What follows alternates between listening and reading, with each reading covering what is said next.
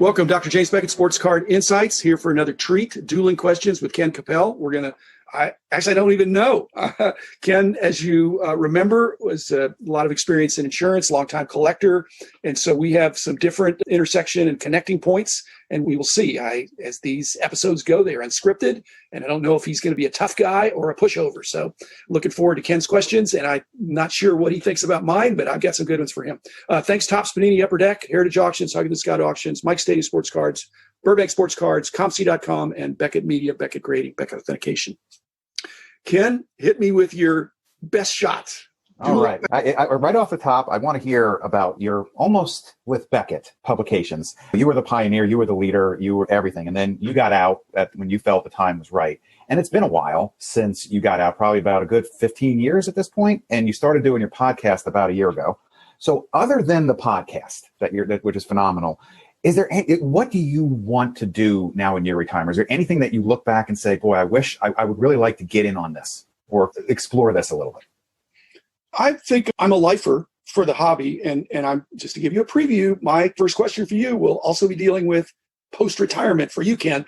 But my retirement is pretty ideal. I'm very blessed. So I'm enjoying the hobby, and I don't want to be overkill of doing 24/7 on the hobby, which is what I did. But I've really enjoyed going to some shows now. I'll probably do a little bit more of that.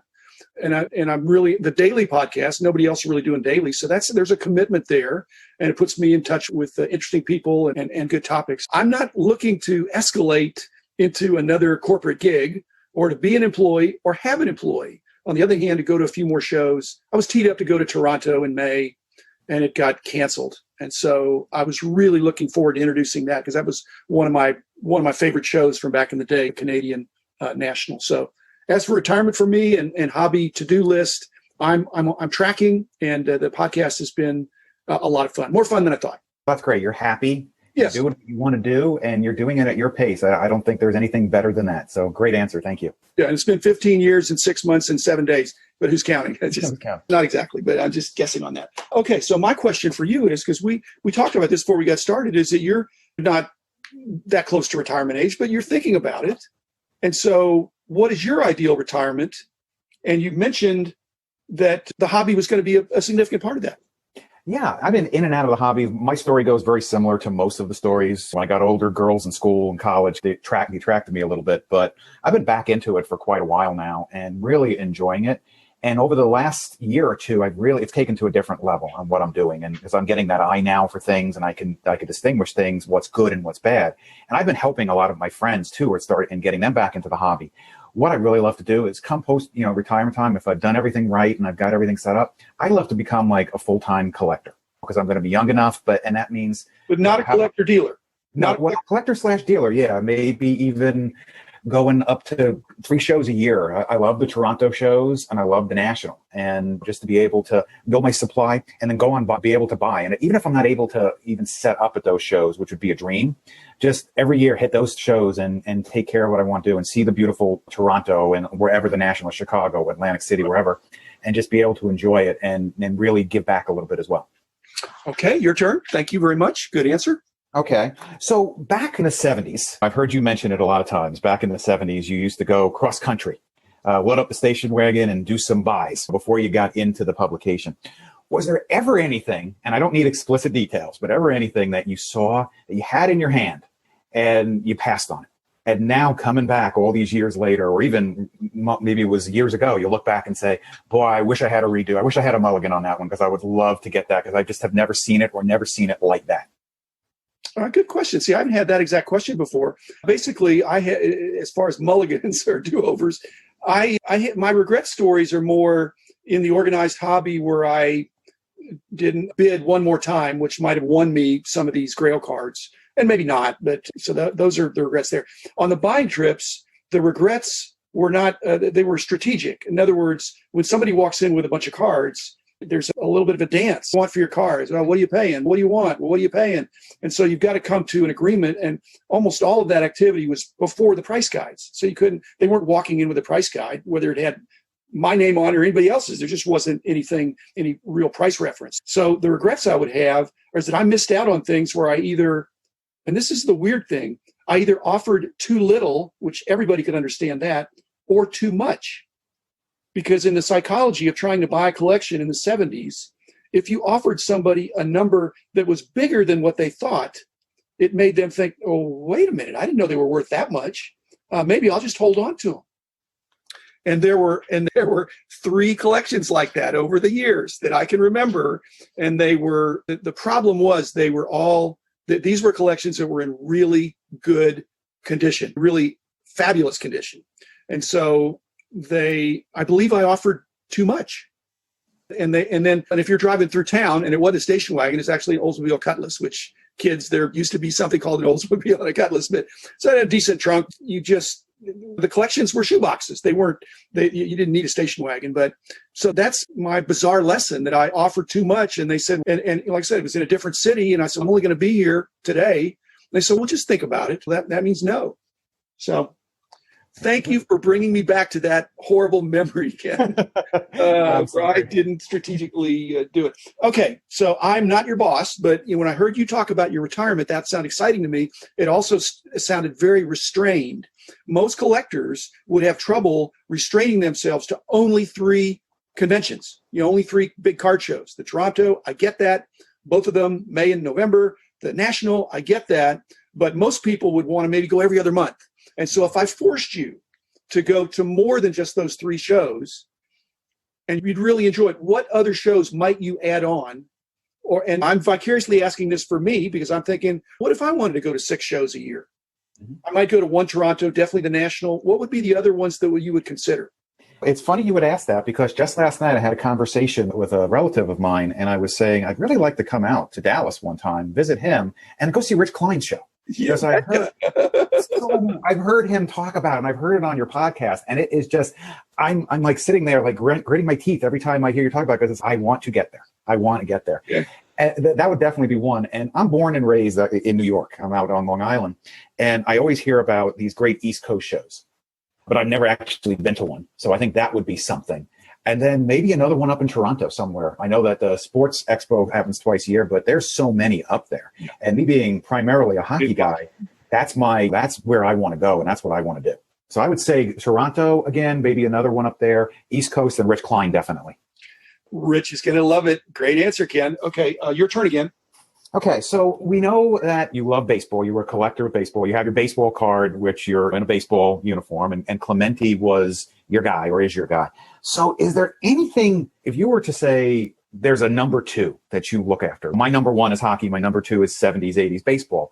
But is there like that number 2 that you just love, and you just love collecting it? Or is it just pretty much everything at this point?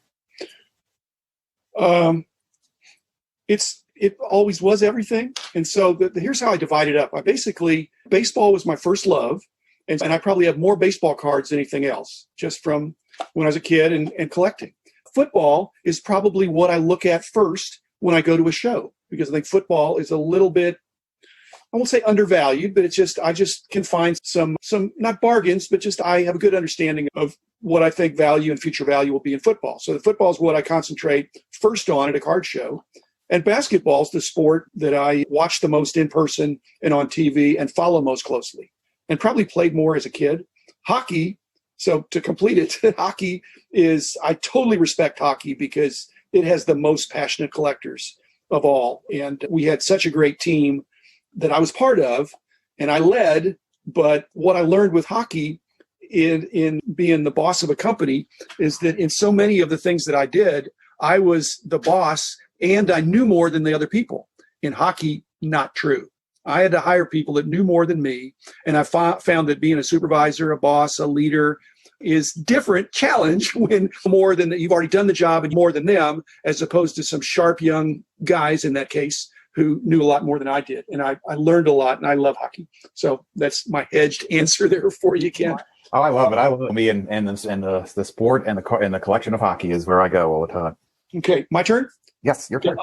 What percentage of collectors that have a collection worth more, this is a speculation question, have collections worth more than $10,000 have insurance, in your opinion? And again, Beckett Media has just gone into this, so they must perceive that there's a growth market. Values are going up, but say collection of $10,000 or more, what percent? 50%? 25%, 75%? I've got an idea, but I want you to, as a pro. I've got an idea too, and I wonder how close we are, but I'm going to say much lower than what we think. I'm going to almost say maybe 5 to 10% actually have it because it is such an underutilized market. And you ask your insurance agent most of the time, they have to go back and look to say, let me get back to you because we never get asked that question.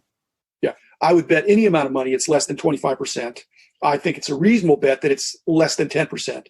5%, now you're over under possibility there. Your turn, Ken. All righty. All right. So your wall of fame, I'm very intrigued with your wall of fame. I hear you talking about it, and I've got this visual in my head of what it looks like and how it works.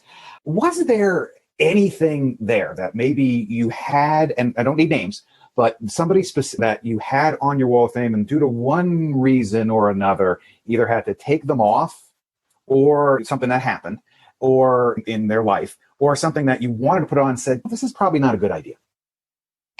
Okay, that is the last question. And I'm not going to say, I don't have time. I'm not going to play dodgeball here. Actually, you're looking at part of my wall of fame. We're doing a Zoom call, and you can see the cards in the background. The last call I did a little while ago, one of the guys, one of his top 10 cards that he's looking for was behind me in the lower right corner. And he wanted me to gently take it out of the holder and ship it to him. And he would have traded me and it's a very nice card. It's a hard to get card. It's more rare than valuable, but it still has good value. And so I think I'll rotate these things. It's a system, a wall system that's static clinged. So they're not glued in there. So I can pop them in and pop them out. And I probably will do that, but I haven't removed anybody yet. As I get new players, for example, I have an order at BGS because I get them all slab before I put them up there. I don't have a Luca up there because it's at BGS and it's been there for a long time. I do not get preferential treatment, but I'm still a big fan. And so as I add, if I'm going to stay with the top 1,000, I'm going to have to delete one. And like I said, anybody that enticement for people to be on the show. If you're on the show when we do a Zoom call, you're going to get to see a part of the Wall of Fame. And like a certain guy named Adam, you might want to stake your claim for if anything ever happens to me, whether he actually has a couple cards that he's very interested in. There's a rookie Ovechkin to the side of my head. And it's all the sports. There's Daryl Sittler over there. This is O, P, R, and S behind me. I don't know. I'm going to have fun with variations on that question, Ken, because as I rotate the pictures, then people are going to want to come and see. And until COVID gets resolved, I don't think anybody's going to come over. I did the episodes where we recorded the hobby dinners that I've done for 5 years now in January. I hope those are reinstated. But when those guys come over, they can look in my card room and I can show them that. And there's always stuff in there that nobody's seen. So I don't know that it's going to be so Darwinian that survival of the fittest when I get a new card. It's not about the card as much as it's about the personality of the player. Each one of the 1,000, I'll have a little bit of a story for. There's Terry Sawchuk right there, right next to Gail Sayers. So you might recognize all this. Anyway, I'm so sorry we're out of time. We're not out of questions. And we're not out of fun. This was a lot of fun, Ken. Thanks for your good questions. Thanks for your interest in the hobby. And we'll do something again. This was fun. So thanks, listeners. Thanks, Ken Capell. Be back again tomorrow with another episode. The man in the house of cards. The man in the house of cards. The man in the house of cards is doing dollar rates.